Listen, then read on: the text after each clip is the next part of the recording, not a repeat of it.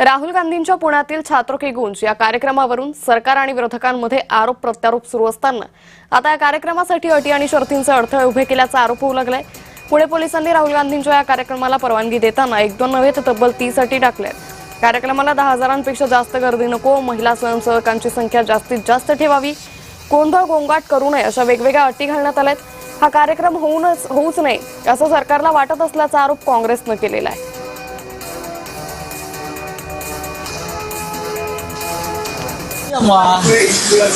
आता तुमच्या मोदींच्या इव्हेंटला गर्दी होत नाही, कि राहुल गांधी ना होते, कि पोटदुखी है। तो मुझे आश्चर्य लग रहा है कि जो कोयता गैंग हो, बच्चे कोई सुरक्षित नहीं है पूना में, लेकिन राहुल जी संविधान की चौखट में सिर्फ बच्चों से बात करने आ रहे हैं और आप देख रहे हैं कि पूना की पुलिस बड़ी एक्टिव हो गई है।